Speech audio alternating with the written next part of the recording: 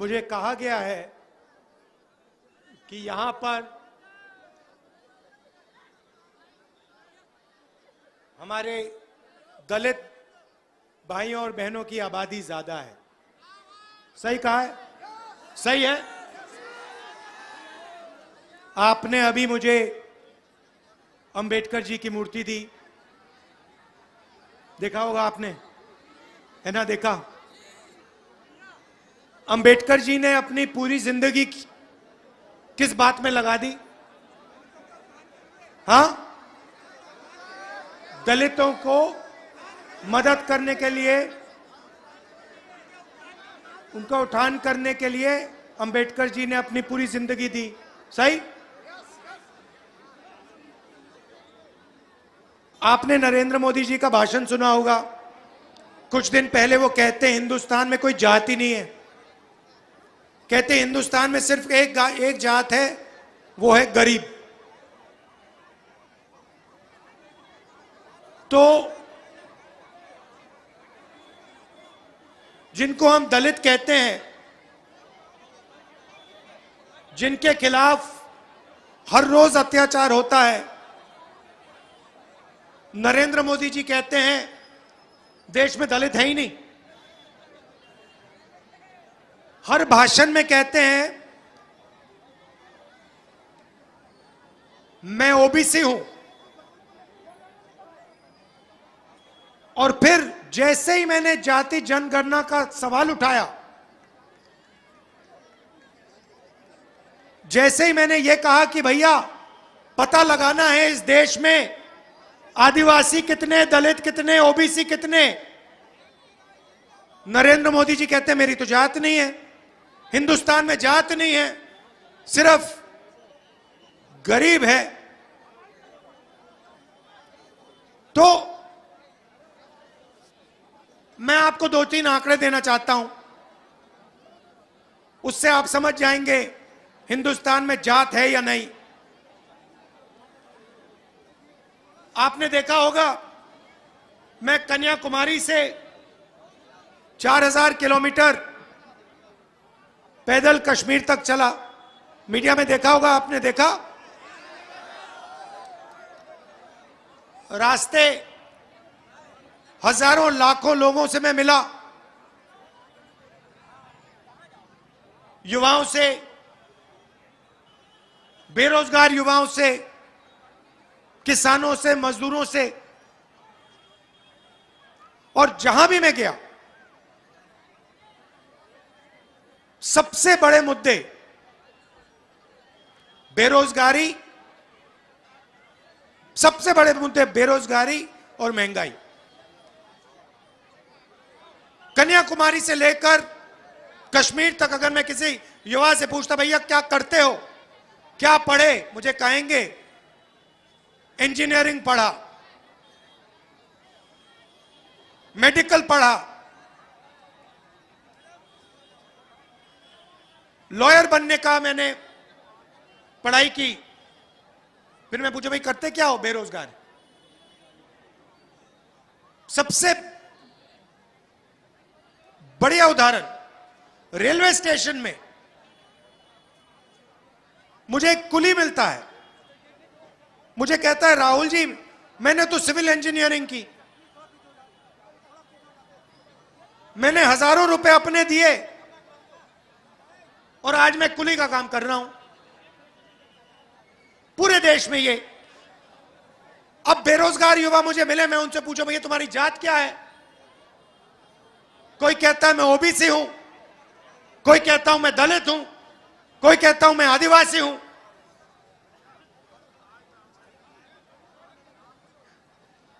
जाति जनगणना से क्या फायदा होगा? आप में से कोई बता सकता है? जाति जनगणना से पता लगेगा इस देश में दलित कितने, आदिवासी कितने, ओबीसी कितने। अब आप कहोगे उससे क्या फायदा होगा, मैं आपको बताता हूं। भाइयों और बहनों,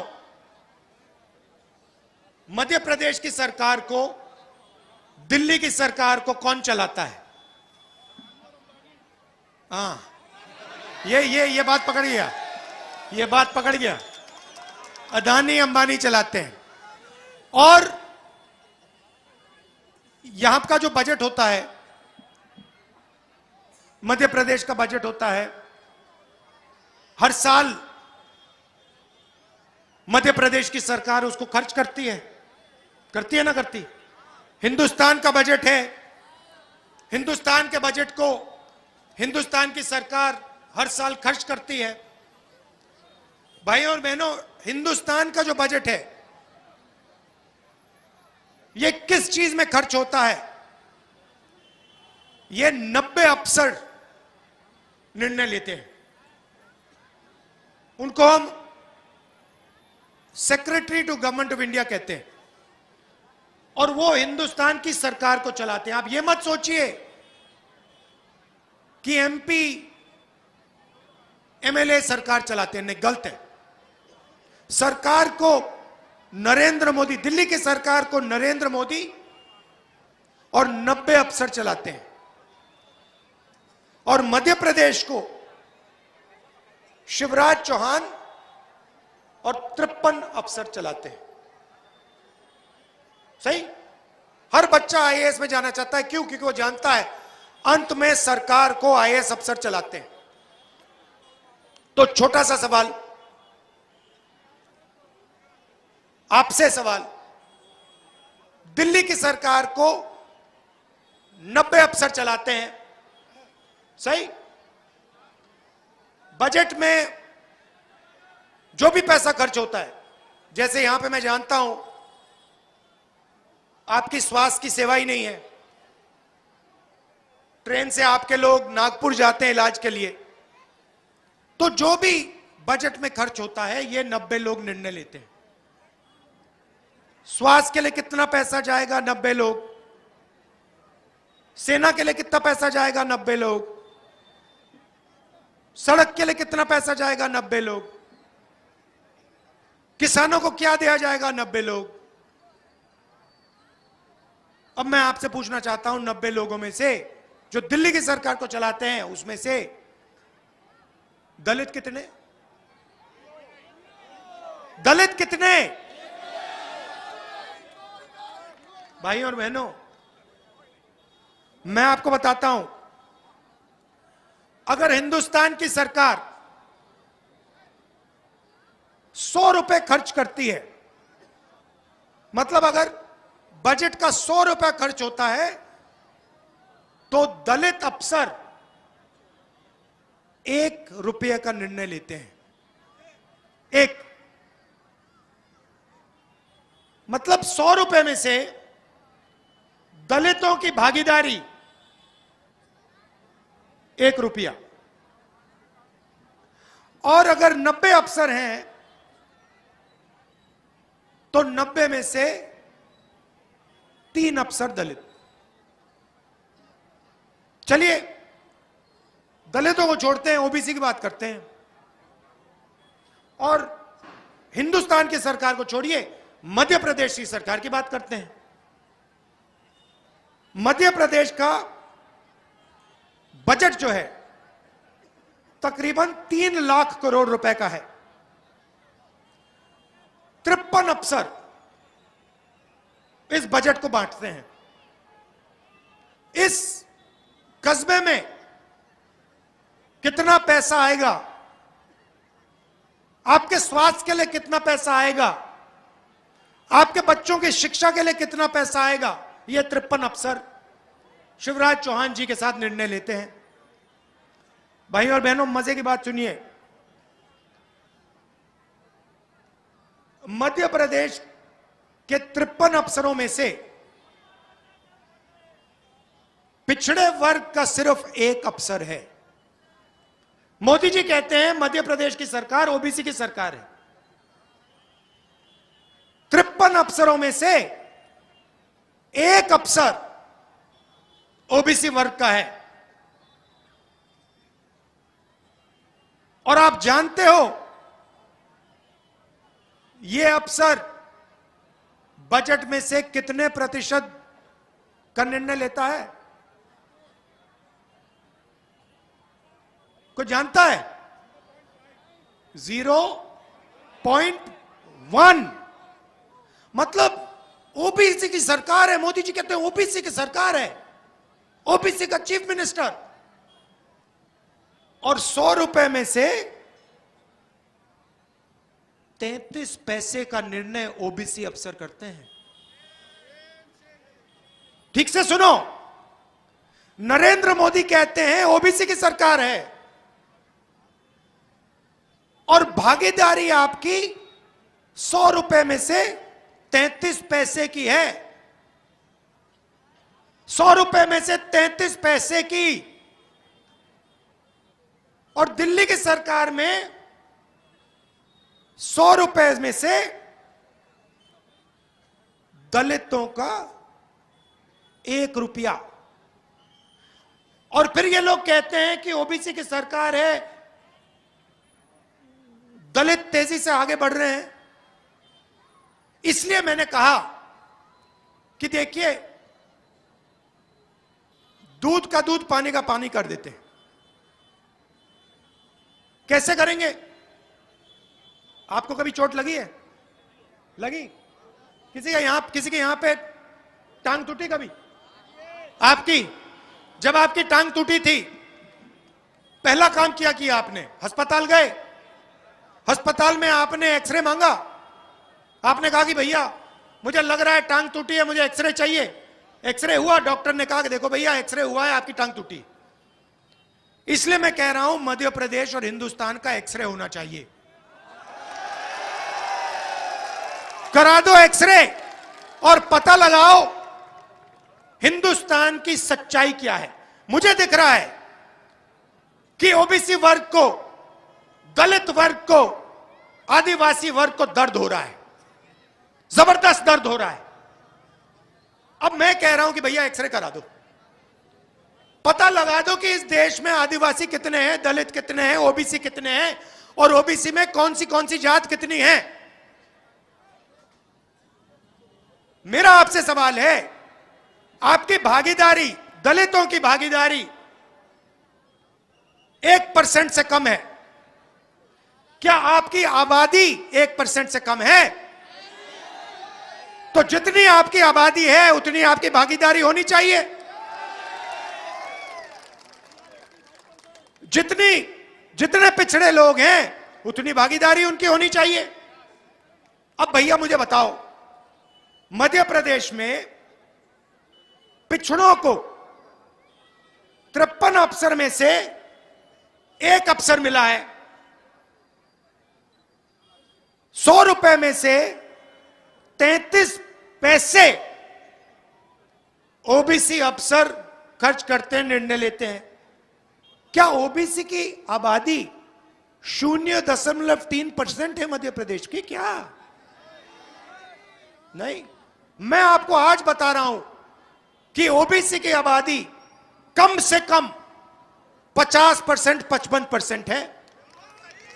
अगर आपकी आबादी 55% है तो सरकार चलाने में आपका सिर्फ 1 अफसर क्यों? और वो अफसर, उसको कोई काम नहीं दिया, वो बैठा रहता है। 100 रुपए में से सिर्फ 33 पैसे का निर्णय लेता है। जब मैंने ये बात पार्लियामेंट में रखी, नरेंद्र मोदी चुप हो गए। कहते हैं, पहले कहते थे मैं ओबीसी जात का हूं, हर मीटिंग में कहते थे ओबीसी जात का। मैंने कहा भैया आप ओबीसी जात के हो, सब कुछ ठीक है, आप हवाई जहाज में उड़ते हो, हर रोज नए कपड़े पहनते हो, ओबीसी जात का आपने फायदा तो उठा लिया, चुनाव जितवा लिए। मगर जब ओबीसी जात की भागीदारी की बात आती है तो आप कहते हो हिंदुस्तान में कोई जात नहीं, ना कोई दलित, ना कोई आदिवासी, ना कोई ओबीसी। वोट लेने जाते हो कहते हो भैया मैं ओबीसी हूं।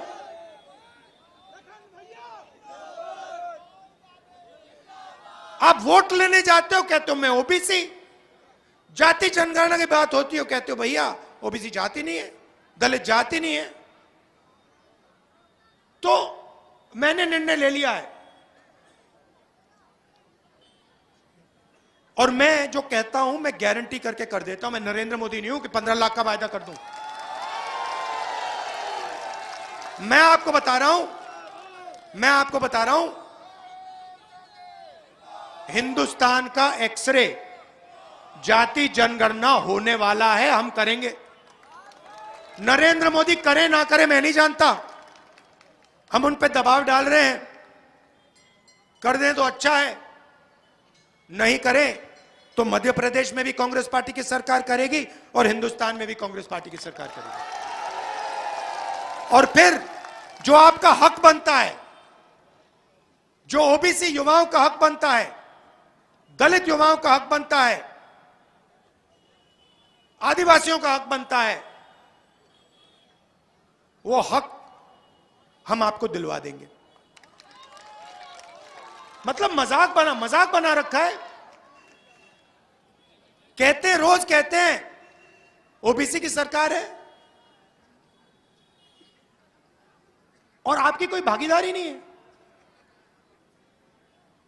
नफरत फैलाते हैं, बात समझिए आप, नफरत फैलाते हैं, एक धर्म के लोगों को दूसरे धर्म से लड़ाते हैं, एक जात को दूसरी जात से लड़ाते हैं, मगर जो भागीदारी ओबीसी वर्ग की, दलित वर्ग की, आदिवासी वर्ग की होनी चाहिए वो नहीं मिलती। और आप जानते हो यहां पे मध्य प्रदेश में सबसे ज्यादा बेरोजगारी है। यहां पे बेरोजगार युवा हैं, हाथ उठा के दिखाओ, ये देखो, मजा देखो, ये देखो, ये है शिवराज चौहान जी का कमाल। ये देखो, बेरोजगार युवा, हाथ उठा के दिखाओ मुझे, ये है, ये सेना खड़ी हुई है, ये जिंदगी भर अपना टाइम जाया कर रहे हैं। भाई और बहनों, आपसे कहा इंजीनियर बनो, डॉक्टर बनो, लॉयर बनो, आपने अपने जेब से माता पिता का पैसा डाल के इंजीनियरिंग कॉलेज, मेडिकल कॉलेज में जाके दिया, पता लगा अदानी जी ने, अंबानी जी ने सारे के सारे रोजगार खत्म कर दिया हिंदुस्तान में। भाई और बहनों, जीएसटी से आपको फायदा हुआ? जीएसटी किसके लिए की गई? अदानी के लिए की गई, अदानी के लिए। अदानी जी, आप बिजली का प्रयोग करते हो ना, आप एक का बात समझ लो, जैसे ही आप वो स्विच ऑन करते हो ना घर में, वैसे ही अदानी जी के जेब में पैसा जाता है डायरेक्ट। मैं बताता हूं कैसे। अदानी जी ऑस्ट्रेलिया से कोयला खरीदते हैं, ठीक है? ऑस्ट्रेलिया से यहां आते आते कोयला का दाम डबल कर देते हैं। वहां खरीदते 100 रुपए का है, यहां आते आते दुगना हो जाता है, ठीक है? और फिर जो वहां से अदानी जी फायदा लेते हैं, आप बिजली के बिल जो बढ़ता है, वो पैसा आपके जेब से निकलकर सीधा अदानी जी की जेब में जाता है। और उदाहरण चाहते हो और देता हूं। यहां पे मध्य प्रदेश में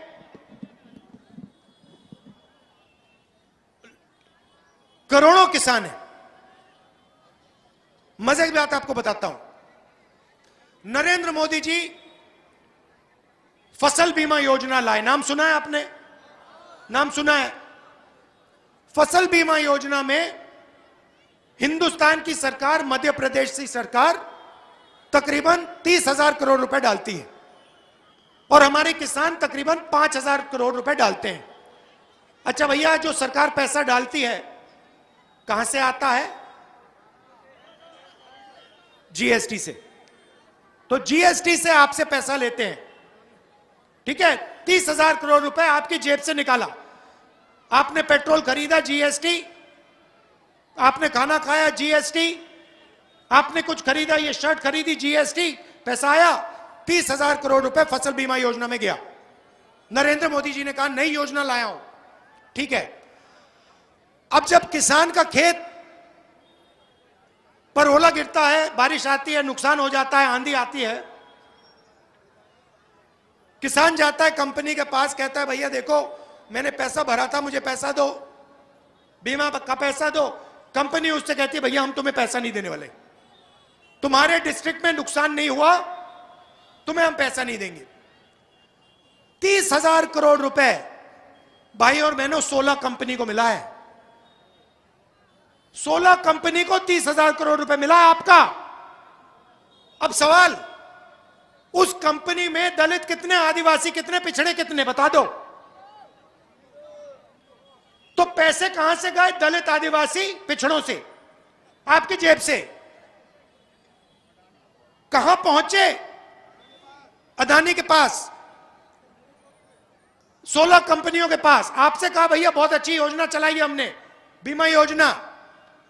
आपको पता भी नहीं लगा कि आपके जेब से जीएसटी से पैसा गया, उधर गया, 16 कंपनियों के पास गया, उठा के ले गए। किसानों को उन्होंने, आधे किसानों को पैसा दिया, आधे को कहा कि भैया हम तुम्हें नहीं देंगे। 5-10 हजार करोड़ पैसे बन गए। पैसा किसका? ओबीसी, दलित, आदिवासी। और आपका कंपनी में एक आदमी नहीं दिखेगा। अदानी जी की कंपनी में पिछड़े, दलित, आदिवासी कितने काम करते हैं बता दो मुझे। उनके मैनेजमेंट में कितने दलित हैं, कितने आदिवासी हैं, कितने ओबीसी हैं?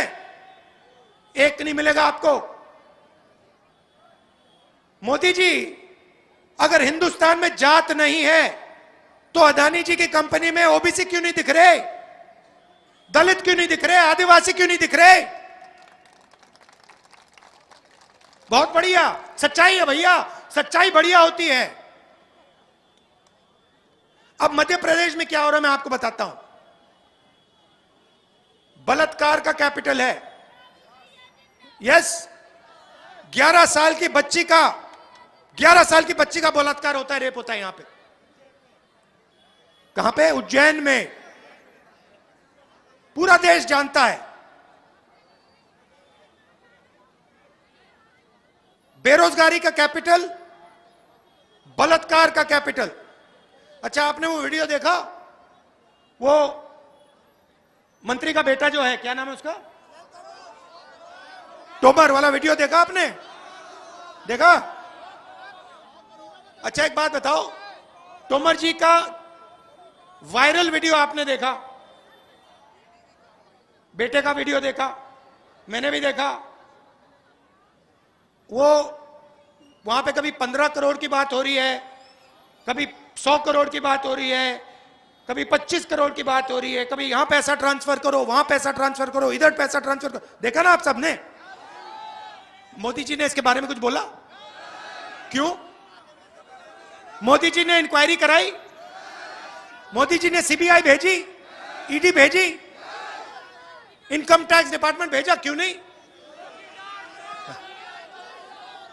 तो चाहे वो व्यापम हो, चाहे वो ये क्या नाम है लड़के का, तोमर हो, कोई भी स्कैम हो मध्य प्रदेश में, कोई भी भ्रष्टाचार हो, नरेंद्र मोदी जी कुछ शब्द नहीं, एक शब्द नहीं बोलेंगे, एक शब्द नहीं निकलेगा। मोदी जी एक काम कीजिए, CBI, ED, income tax department को वो वीडियो दिखा दीजिए ना तोमर जी का। पता नहीं शायद उन्होंने देखा नहीं है, बाकी हिंदुस्तान को दिख गया। सीबीआई, ईडी, इनकम टैक्स को नहीं दिखा। अच्छा एक और वीडियो आपने देखा होगा, आपने वो वीडियो देखा जिसमें एक आदिवासी युवा खड़ा है, उस पर बीजेपी का नेता पेशाब कर रहा है? देखा ना? बीजेपी का नेता रीवा में, सिद्धि में, सॉरी, बीजेपी का नेता सिद्धि में आदिवासी युवा के ऊपर पेशाब करता है। नरेंद्र मोदी जी कहते हैं हिंदुस्तान में जाति नहीं है। आपने कभी बीजेपी के नेता को किसी जानवर पर पेशाब करते हुए देखा है? नहीं, मैंने तो कभी नहीं देखा। मगर वही नेता आदिवासी युवा पर पेशाब करके वीडियो को वायरल कर रहा है। दलितों पर सबसे ज्यादा अत्याचार इस प्रदेश में है। आप बताओ, मुझे बताओ, क्या मध्य प्रदेश में दलितों के खिलाफ अत्याचार नहीं है क्या? तो जब नरेंद्र मोदी जी कहते हैं कोई जात नहीं है, सिर्फ गरीब है, तो आपका अपमान कर रहे हैं। जात है, दलित है, दलित लड़कियों पर अत्याचार है, मध्य प्रदेश में है, सबसे ज्यादा है। आदिवासी हैं, आदिवासी पर यहां पेशाब किया जा रहा है, नेता पेशाब कर रहे हैं, वीडियो वायरल कर रहे हैं। क्या मतलब है कि जात नहीं? जब भागीदारी देने का समय आया, जब सरकार में जगह देने का समय आया, जाति जनगणना का समय आया, तो नरेंद्र मोदी जी कहते हैं जात ही नहीं है।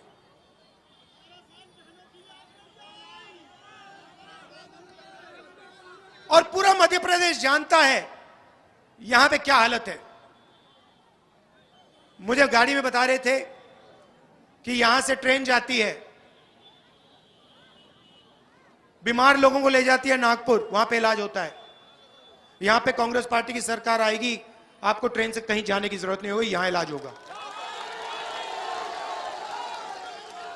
तो देखिए, हमें, आप देखिए, पिछली बार चुनाव हुआ, मैंने कहा देखिए बाकी सब ठीक है, मैं आपको वायदा कर रहा हूं किसानों का कर्जा माफ होगा। किसानों का कर्जा माफ हो गया। छत्तीसगढ़ में मैंने बोला कि देखिए धान आपको 2,500 रुपए का मिलेगा।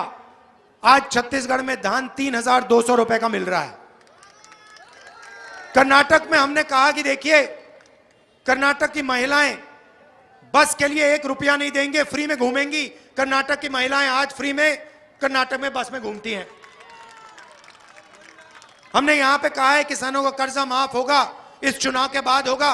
गारंटी करके कह रहा हूं, चुनाव के बाद किसानों का कर्जा माफ हो जाएगा, देख लेना आप। मैंने कहा भैया सिलेंडर कितने का मिलता है? शिवराज चौहान जी की सरकार में कितने का मिलता है? 1100 का। 1100 का। अच्छी तरह सुनो, चुनाव के बाद हमारी जो यहां माताएं बहनें हैं, सिलेंडर 500 रुपए का होगा, लिख के ले लो। और जो मैं कहता हूं मैं करके दिखा देता हूं। आपने यहां इतने प्यार से मेरी बात सुनी। अच्छा, आखिरी बात, यहां पे दुकानदार हैं, छोटे दुकानदार हैं। जब हम किसान को पैसा देते हैं, जैसे हमने कहा कि धान के लिए यहां सही रेट देंगे, जब हम मजदूरों को, किसानों को पैसा देते हैं, उस पैसे को यहां जाके खर्च करते हैं, सही? तो मजदूरों को, किसानों को जब हम पैसा देते हैं, वो छोटे दुकानदार के दुकान में जाके पैसा खर्च करते हैं। मजदूरों का फायदा होता है, किसानों का फायदा होता है, इनका फायदा होता है। अब मैं इनसे पूछता हूं, जीएसटी से आपका फायदा हुआ, आपका नुकसान हुआ? आपको एक दुकानदार नहीं मिलेगा जो आपको कहेगा हाँ भैया जीएसटी से मुझे फायदा हुआ। नोटबंदी से इनका नुकसान हुआ, जीएसटी से इनका नुकसान हुआ, किसान बिल से इनका नुकसान होता है। क्यों? किसान बिल आपने, मोदी जी लाए, हमने रोक दिया, कैंसिल कर दिया, उसको रद्द कर दिया। मगर अगर उनका किसान बिल चल गया होता, किसान के जेब में पैसा नहीं जाता, मजदूर के जेब में पैसा नहीं जाता, इसका नुकसान हो जाता। तो हमारी सरकार जो है किसानों को, मजदूरों को, छोटे व्यापारियों की मदद करती है। अच्छा, यहां जो बेरोजगार युवा हैं, आप बेरोजगार क्यों हो? आपने कभी सोचा? मोदी के वजह से, शिवराज के वजह से। क्यों? मैं आपको बताता हूं। देश को, प्रदेश को रोजगार छोटे दुकानदार देते हैं, छोटे व्यापारी देते हैं, स्मॉल मीडियम बिजनेस वाले देते हैं, ठीक है? अदानी जी, अंबानी जी, ये लोग देश को रोजगार नहीं देते हैं। ये बहुत कम लोगों को रोजगार दे पाते हैं। ये जो हैं, जो छोटे कारखाने चलाते हैं, स्मॉल स्केल मैन्युफैक्चरिंग करते हैं, दुकान चलाते हैं, ये लोग देश को रोजगार देते हैं। नरेंद्र मोदी जी की सरकार ने, शिवराज चौहान जी की सरकार ने इन लोगों की रीढ़ की हड्डी तोड़ दी है। कैसे? जीएसटी और नोटबंदी से। जब तक, मैं आपको बता रहा हूं, आप लोग जब तक इस देश के छोटे दुकानदार, छोटे व्यापारी, small scale manufacturing unit, medium scale manufacturing unit अपने पैरों पर नहीं खड़े होंगे, तब तक आप सब लोग बेरोजगार मिलोगे। तो यह बदलाव हम लाना चाहते हैं। हमारा फोकस किसान, मजदूर, छोटे व्यापारी, small scale business, small scale manufacturing, medium scale manufacturing पे है। हम बैंक के दरवाजे इन लोगों के लिए खोल देंगे। और आज जो यहां पे लोग, युवा हाथ उठा के कह रहे हैं हम बेरोजगार हैं, 5 साल बाद हम आएंगे, यही सवाल मैं फिर से पूछूंगा, दिखेंगे नहीं आपको हाथ?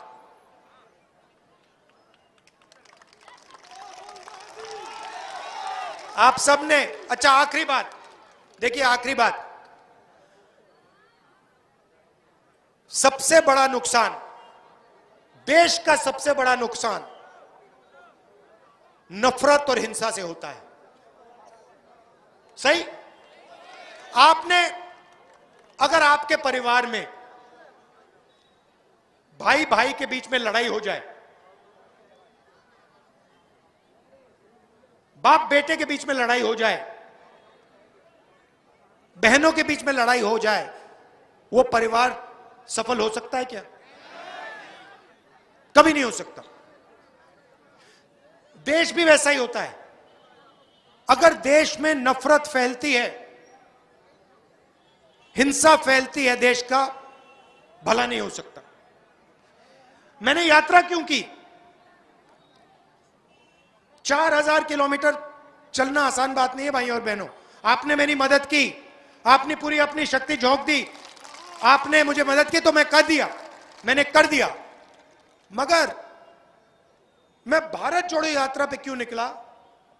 क्योंकि मैं चाहता था कि यह देश जो है मोहब्बत का देश है, नफरत का देश नहीं है। और मैं मोहब्बत की राजनीति करना चाहता था, क्योंकि मैं देश प्रेमी हूं, देशभक्त हूं, और मैं जानता हूं देश को कमजोर करने का सबसे बेहतर तरीका नफरत फैला दो, देश कमजोर हो जाएगा। परिवार को कमजोर करना है, नफरत फैला दो, भाई भाई के बीच में नफरत फैला दो, परिवार कमजोर हो जाएगा। देश को कमजोर करना है, भाई भाई के बीच में नफरत फैला दो, देश कमजोर हो जाएगा। युवाओं के बीच में नफरत फैला दो, देश कमजोर हो जाएगा। इसलिए मैंने नारा दिया, सबसे अच्छा नारा, हिंदुस्तान के भविष्य के लिए सबसे अच्छा नारा, नफरत के बाजार में मोहब्बत की दुकान खोलनी है। और यात्रा से बहुत फायदा हुआ, बहुत लोग जुड़े, नफरत मिटी। और अब एक दूसरा बड़ा सवाल हमारे सामने है, जो इस मीटिंग में मैंने आपसे कहा, भारत जोड़ो यात्रा से देश जुड़ा, नफरत मिटी, भाईचारा बढ़ा। अब देश के सामने एक सबसे बड़ा सवाल है, और वो सवाल यह है कि क्या इस देश में पिछले वर्गों को, दलितों को, आदिवासियों को न्याय मिल रहा है, हां या ना? यह सवाल है। और अगली लड़ाई, जो मैं जाति जनगणना की बात कर रहा हूं, वो शुरुआत है।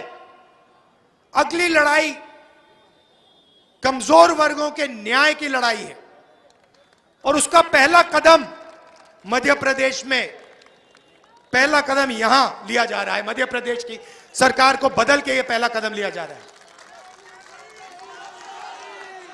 आप सब यहां आए, रात का समय है, इतने प्यार से आपने मेरी बात सुनी, दिल से आपका धन्यवाद। और शिवराज जी, इस सवाल का आप जवाब दीजिए। अगर ये ओबीसी की सरकार है, अगर ये पिछड़ों की सरकार है, तो 53 में से एक अफसर ओबीसी का क्यों है, और 100 रुपए में से 33 पैसे ओबीसी अफसर, ओबीसी के ऑफिसर्स पर क्यों निर्णय ले रहे हैं। धन्यवाद, जय हिंद। शिवराज जी कल तक जवाब दे देना।